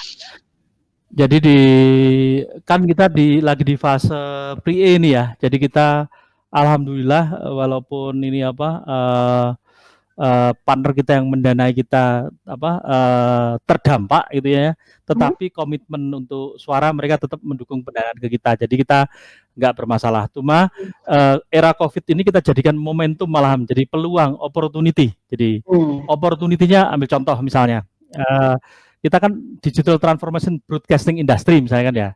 Di broadcasting industry itu kan ada orang yang siaran tapi juga ada narasumber. Kan mereka nggak bisa datang dan segala macamnya. Ya, ya. Jadi bagaimana orang yang siaran juga nggak bisa datang ke kantor, ya kan ya? Ada nggak bisa datang ke studio kan? Nggak bisa. Nah, bagaimana kita enhance feature tadi sehingga siarannya bisa dari rumah semuanya kayak gitu. Narasumbernya juga dari rumah gitu ya. Kita inject teknologi sehingga bisa memungkinkan bersiaran itu tidak perlu datang ke studio. Nah, itu fitur itu yang kita tambahkan. Tapi dan penambahan itu kita juga masuk ke ini karena lagi ada topik yang untuk kartu prakerja itu seperti ruang guru itu untuk apa? Ya itu kan ya. Nah, kita enhance beberapa hal sehingga yang suara tadinya broadcasting platform kita spin off jadi produk yang lain nanti menjadi juga virtual learning platform juga. Nah, itu juga untuk mendukung kesempatan apa di era COVID juga karena sudah banyak pihak yang menghubungi kita, misalnya ambil contoh himpunan ahli pembangkit, dia bagaimana sekarang memberikan pelatihan terhadap asosiasi ada 20.000 membernya mereka gitu loh. Dan era saat ini gitu loh. Jadi mereka ini perlu platform untuk bagaimana dia transformasi jadi education dan training provider tersebut menjadi bagaimana menunjukkan layanan yang sifatnya online gitu kan ya. Bisa baik itu live, kemudian kontennya juga tersedia, tapi juga ada premiumnya, jadi ada eksklusif kontennya. Jadi kalau kontennya eksklusif seperti misalnya ruang guru itu ada berbayarnya, tapi ada gratisnya dan segala macamnya. Jadi kita melihat bahwa itu malah kita melihat ini momentum bagi kita. Jadi kita dorong teman-teman untuk melakukan banyak persiapan untuk ini untuk memanfaatkan ini era COVID jadi opportunity lah, jadi opportunity kita. Karena memang ini digital teknologi dan lainnya hal yang tumbuh menurut Yuswadi ada 30 industri gitu ya. Ini termasuk 10 industri yang harusnya tumbuh di era COVID ini, di era dan new normal ke depan. Itu kira-kira. Jadi problem kita jadikan opportunity ini. Luar biasa banget. Saya sampai wow, jadi betul-betul yang dilihat sama Mas Hemat ini lebih ke peluangnya begitu ya daripada meratapi kesulitan-kesulitan yang ada begitu. Iya, Benar, ini benar.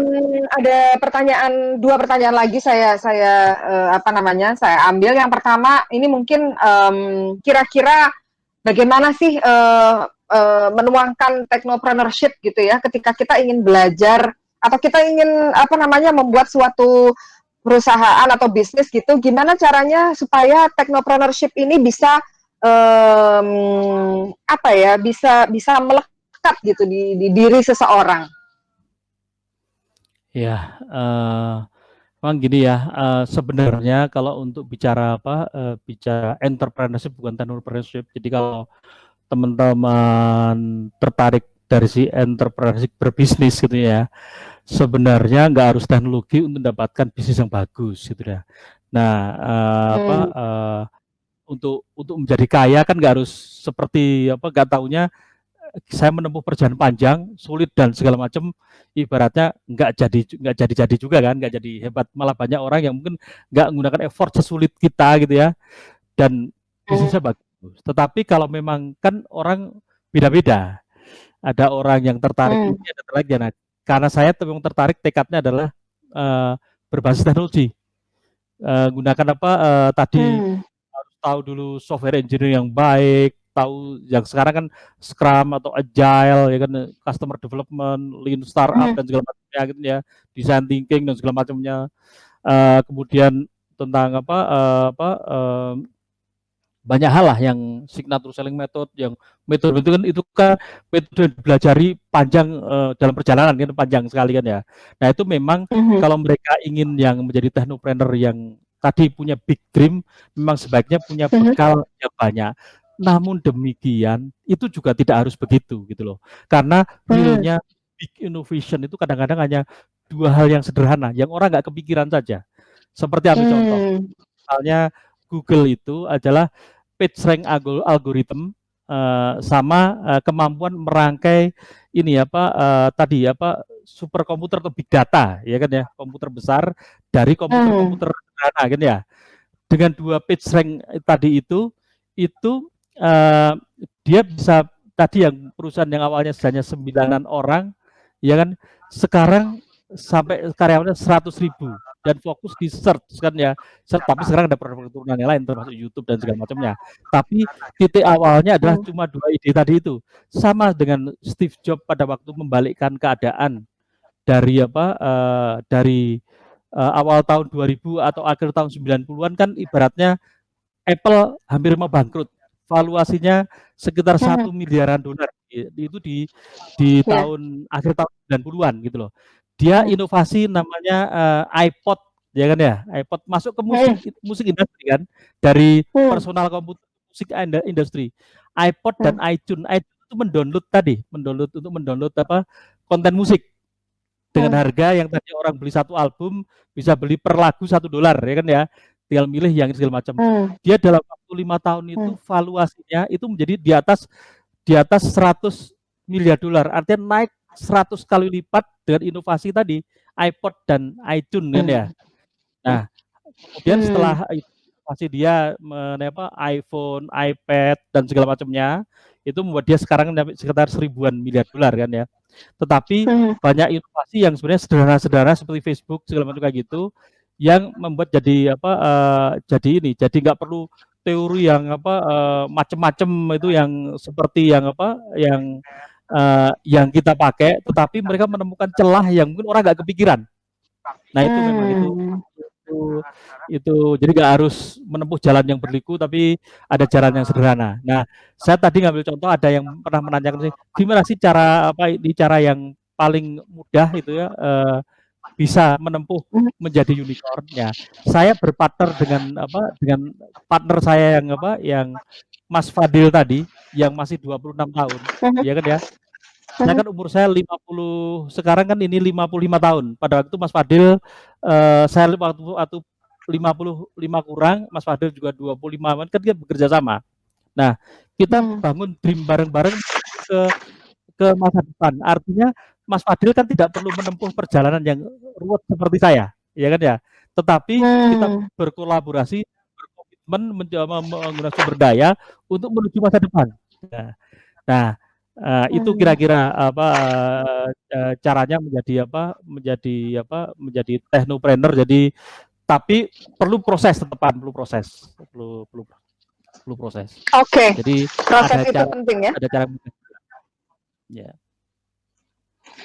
Oke, ini berarti kira-kira nih Mas Hemat, saya pengen sebetulnya sudah terjawab sih ya, cuman kira-kira kalau teman-teman dari apa namanya generasi muda sekarang ingin jadi seorang entrepreneur, apalagi di bidang teknologi begitu, apakah kira-kira perlu memiliki kemampuan coding?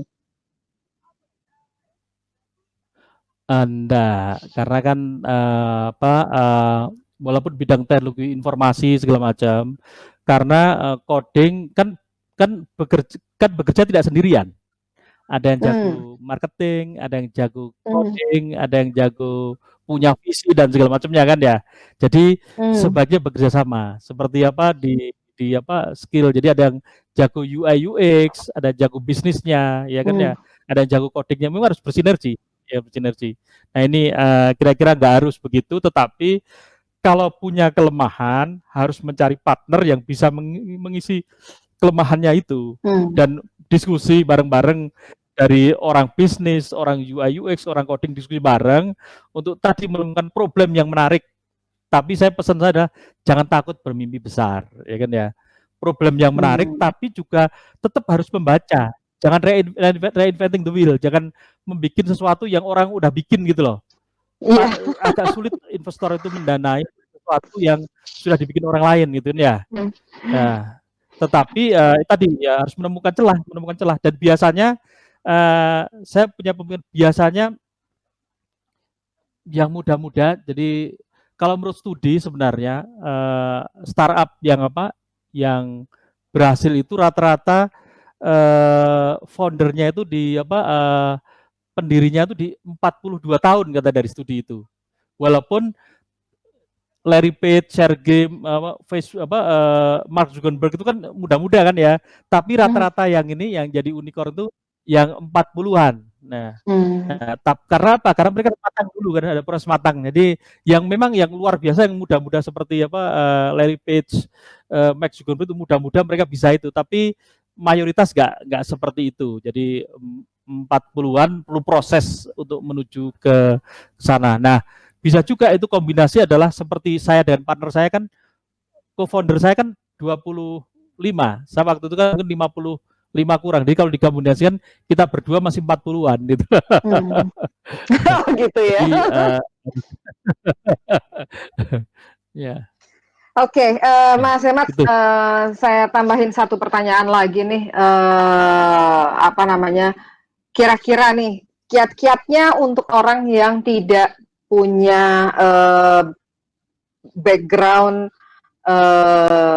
teknologi gitu ya, artinya anggaplah siswa-siswa atau generasi muda kita yang belum terpapar banyak terpapar teknologi banyak begitu ya, apalagi mendalam seperti apa yang tadi kita lihat dari pemaparannya Mas Hemat tadi. Karena pemaparan Mas Hemat tadi itu betul-betul sangat dalam dan ternyata nggak semudah itu ya untuk membuat atau membangun sebuah perusahaan berbasis teknologi ini tadi. Nah, kiat-kiatnya atau pesan-pesannya gitu dari Mas Hemat, kira-kira apa yang perlu mereka semangat yang seperti apa yang perlu mereka punyai untuk bisa menjadi either itu seorang entrepreneur atau technopreneur? Saya sebenarnya memberi contoh pengalaman saya itu takut yang muda-muda itu jadi kok sulit banget gitu loh. Kan banyak yang berhasil tidak melakukan melalui cara saya gitu loh. Saya mendorong sih santai aja gitu loh. Ibaratnya berenang kan ya. Pokoknya nyebur dulu aja dah. Jadi berani dulu, nekat dulu. Apalagi masih muda kan. Tanggungannya tidak banyak dan segala macam. Pokoknya terlibat aja. Bisa itu inisiatif sendiri atau ikut inisiatif temennya gitu kan ya. Jadi jangan takut. Jadi bahwa mimpi besar itu akan tumbuh berkembang gitu loh. Jadi pada waktu saya kuliah, mimpi saya itu punya perusahaan software company kan. Setelah itu pun terwujud 10 tahun kemudian punya kan ya. Tetapi setelah itu punya mimpi yang lain, ingin menjadi leader di dalam di dalam teknologi software kan. Hmm. Ini ya, nah, kan saya membutuhkan dan banyak award kan, banyak award. Dan perusahaanmu yang tidak terlalu besar dan award belasan mungkin itu jarang company yang dengan mungkin SDM kurang dari 50 orang dapat pesan award dalam perjalanannya kan ya. Tetapi begini, teman-teman santai aja, nggak harus menempuh cara yang seperti saya, nyebur aja gitu loh, nyebur aja, terus temukan teman-teman aja, temukan teman-teman yang Hmm. satu ini dan segala macamnya, memikirkan apa, lakukan, jangan takut salah. Kenapa? Jangan takut. Hmm. Kenapa? Dengan salah itu dia, jadi saya memang tadi pesan jangan reinventing betul, enggak apa-apa reinventing juga gitu loh. Karena apa? Faktanya juga seperti misalnya Gojek itu kan dulu ada Uber duluan. Seperti Bukalapak, Hmm. Tokopedia itu kan juga ada eBay, ada Amazon, ada Alibaba lebih dulu kan ya. Amazon Jadi ya. Hmm. iya, jadi sebenarnya enggak jadi enggak enggak harus segala sesuatunya itu punya ide yang berbeda, enggak harus gitu loh. Enggak harus seperti itu. Jadi pokoknya kalau ingin jago berenang ya nyebur aja dulu sambil latihan berenang gitu loh. Nanti di situ makin lama makin tahu.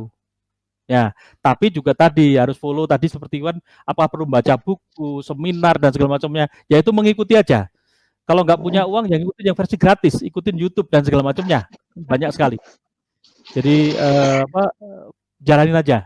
Jadi untuk adik-adik yang muda-muda jangan takut untuk memulai bisnis di bidang IT atau teknologi apapun juga. Iya, karena network atau temen itu penting untuk diperbanyak begitu ya Mas ya, supaya Iya, bisnis kita juga ada yang mensupport gitu kan?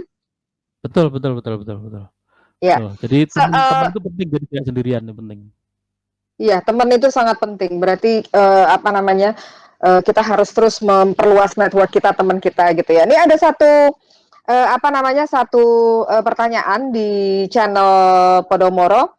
Selamat Ya, sore, saya Gilda. Saya ingin tanya, orang berbisnis kan sangat banyak. Nah, gimana cara bisnis diciptakan itu bisa selalu bertahan? Jadi sustainability-nya seperti apa?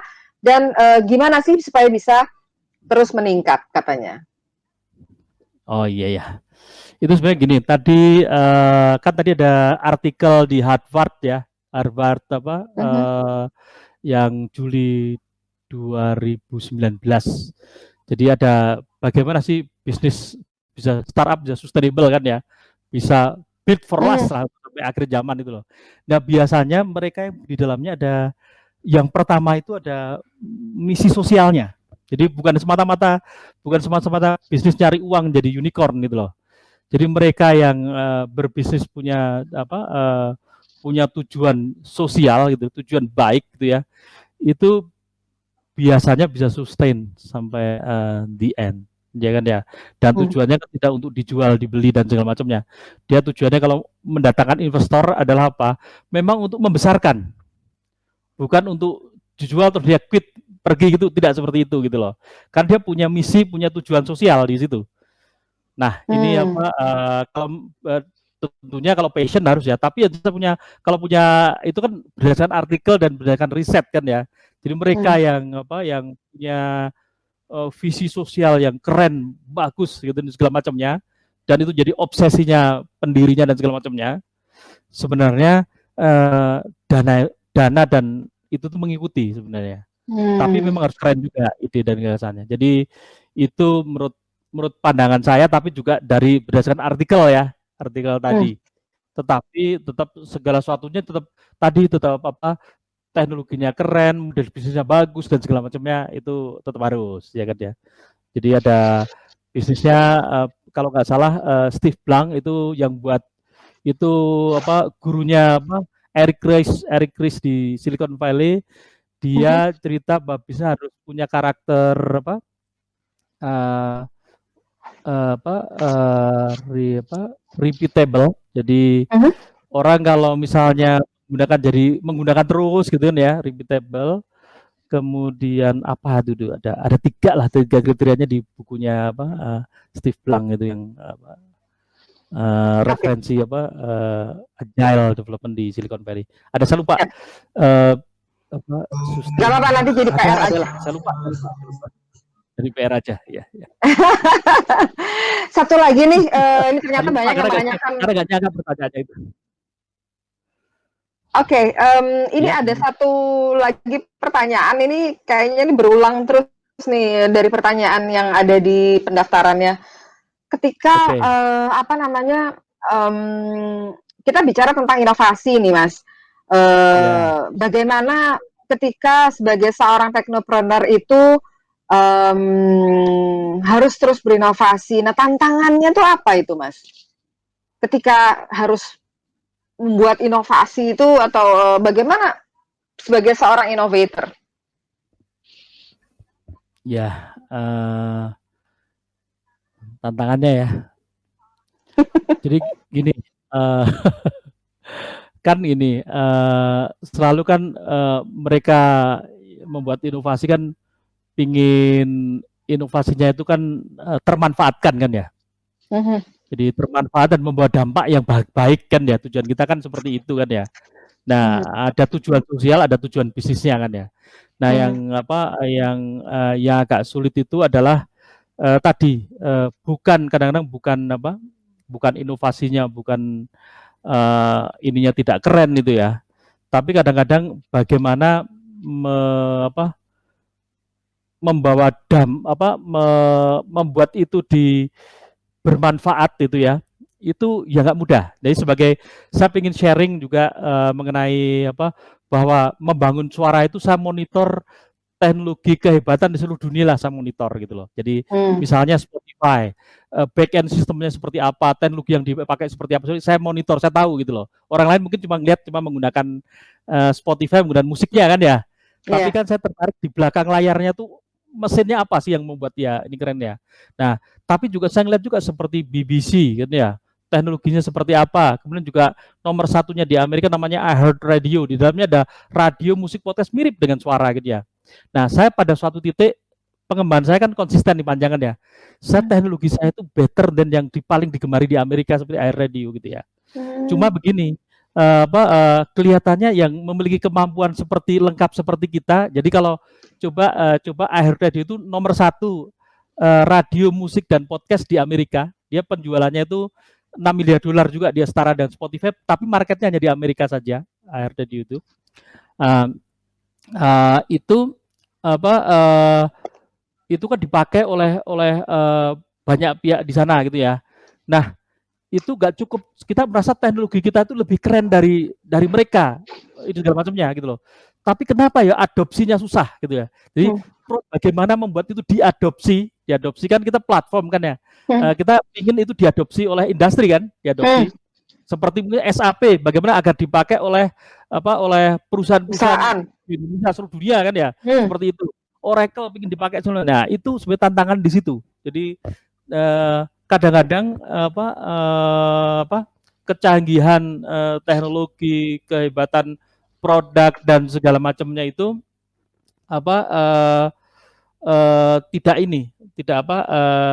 tidak satu-satunya cara untuk menjadi sukses gitu ya.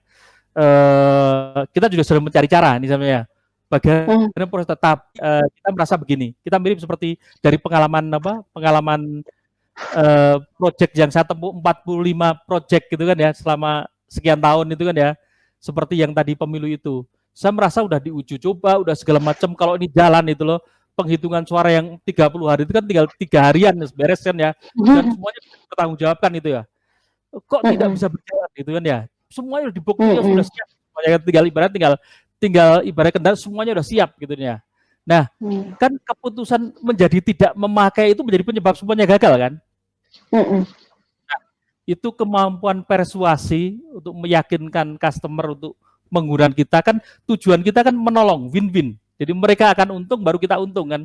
Seperti misalnya Google. Seandainya Google tidak ada yang pakai, ya kan ya?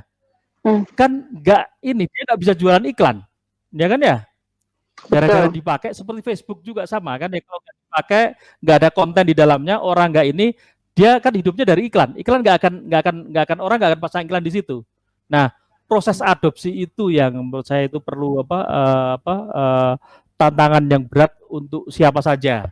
Nah, karena itu kadang-kadang perlu pendanaan besar untuk mempromosikan dan segala macamnya. Tapi kalau suara kan tiketnya tadi low CAC, kita pingin apa, customer acquisition cost-nya itu serendah-rendahnya. Karena apa?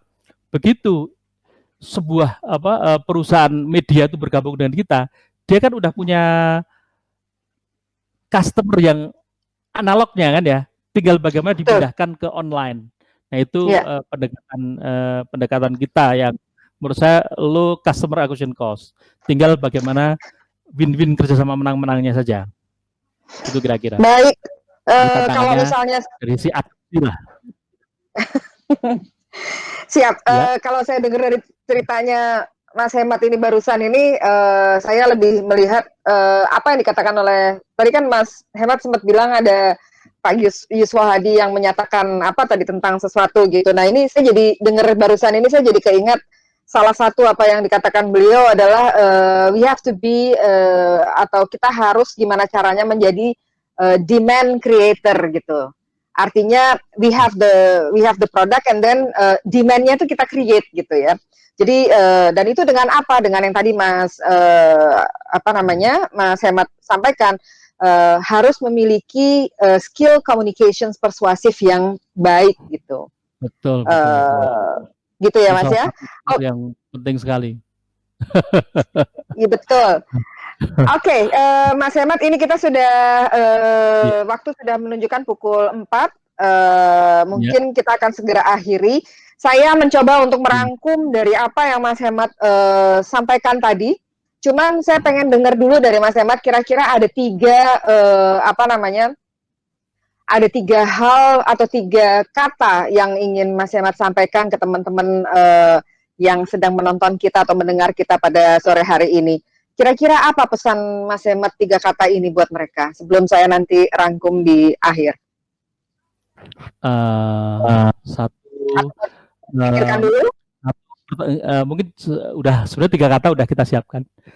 Oh ya, Satu, imagination. Jadi untuk berbisnis berusaha, orang harus punya imajinasi apa yang ingin dibangun, ya. uh-huh. Kemudian membangun suatu produk teknologi via inovasi, ya. Yang ketiga adalah kreatif. Kreatif bagaimana agar produk dan tadi bisa menuju ke imajinasi tadi. Jadi menemukan cara untuk sukses, untuk berhasil. Kreatif menemukan jalan. Kreatif itu tiga. Jadi apa? Imagination, innovation sama creativity. Tiga itu yang menurut saya penting untuk dipegang oleh semuanya. Luar Itu biasa. Luar biasa. Dan ditambah lagi mungkin think globally, act locally, and then globally. itu suara itu. Oke, baik Mas. Kayaknya kita harus mengakhiri perbincangan pada sore hari ini. Nanti kita bisa lanjut lagi di kapan-kapan. Tapi kalau boleh saya Ya. rangkum sedikit dari apa yang apa namanya, apa yang di-share oleh Pak Hemat Dwi Nuryanto selaku founder dari PT Suara Indonesia adalah bahwa kita harus selalu melihat atau kita memulai sebuah bisnis itu melihatnya dari sebuah peluang. Peluangnya seperti apa? Nah, itu kita harus mengimplementasikan design thinking proses yang dimulai dengan empathize, kemudian melihat problem masalah yang harus kita solve itu apa. Dan proses design thinking ini selesai, kita harus juga memperkaya diri dengan networking, artinya bikin teman sebanyak-banyaknya. Kalau kita bisa bikin teman sebanyak-banyaknya, semoga bisnis kita juga bisa banyak yang mensupport. Yang selanjutnya adalah partnership nih, Mas Hemat nih. Partnership itu sangat penting karena kita hidup di dunia bisnis di Indonesia maupun di luar negeri tidak mungkin bisa sendirian, harus berpartner dengan siapapun. Dan yang selanjutnya adalah kita harus terus-menerus berinovasi seperti tadi Mas Hemat bilang. Imagination, innovation, and creativity itu adalah tiga hal yang sangat penting di dalam proses berbisnis. Kemudian ada satu yang penting juga bahwa ketika kita bicara teknologi kita juga tidak boleh melupakan social impact dari perusahaan yang ingin kita bangun. Dan yang paling penting selanjutnya adalah dari design thinking tadi ada satu hal yang saya terlupa yaitu observasi. observasi apa yang dilakukan oleh orang lain. Kalau kita bisa lebih bagus dari orang lain, kenapa enggak gitu ya? Kalau misalnya kita tidak bisa lebih bagus, maka kita harus berbeda. Dan yang terakhir, mungkin tadi juga menjawab pertanyaan, kira-kira bagaimana sih bisnis ini bisa bertahan, bisa sustain bahkan meningkat. Yang saya catat di sini adalah seluruh tim harus going to the same directions. Betul begitu Mas Hemat? Iya, itu salah satu yang ininya apa, itu kerangka kerjanya dari suara juga itu gitu. Luar biasa. Dan irama konstan, same direction dan prioritisasi yang apa memprioritaskan sesuatu yang memprioritas gitu kan ya. Betul, luar biasa sekali. Ya. Wow, saya catatan saya ini sampai 2 lembar ini dari kita ngobrol dari tadi ya. Maksudnya dari Mas Hemat tadi memaparkan sampai 2 halaman. Lumayan juga loh, saya jarang-jarang seminar bisa mencatat sampai 2 halaman begini. Baik, kalau begitu Bermanfaat. saya rasa pertemuan webinar pada siang atau sore hari ini kita akan segera akhiri. Sebelum kita mengakhiri, saya ingin mengucapkan banyak terima kasih untuk kolaborasinya pada siang hari ini. Semoga bermanfaat bagi semua orang dan saya mohon izin untuk mempublikasikan webinar ini ke publik melalui YouTube nanti di channel Entrepreneurship Podomoro di YouTube. Karena kami punya channel Entrepreneurship Podomoro dan kami ingin berbagi dengan banyak orang sehingga banyak orang dapat mengambil esensi dari atau ilmu dari apa yang kita bicarakan pada siang hari ini. Dan nanti terima kasih sekali lagi ke channel Podomoro yang ada di Suara juga nanti kita masukkan video rekamannya. Betul. Ya. Baik, dan kita juga ya. Dan kita juga punya channel Podomoro University melalui aplikasi Suara. Kita belum bisa kita belum bisa manfaatkan secara maksimal, namun insya Allah kita ke depan bisa memanfaatkan dengan siaran-siaran lainnya.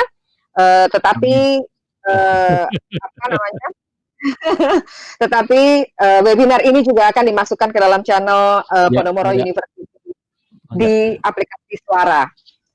Oke, terima kasih sekali lagi kepada PT pada Suara, dan juga saya ingin berterima kasih kepada atas nama Universitas Agung Podomoro, saya berterima kasih kepada Ikatan Alumni Program Habibie dan juga Ikatan Alumni Perancis Indonesia yang telah ikut serta mempromosikan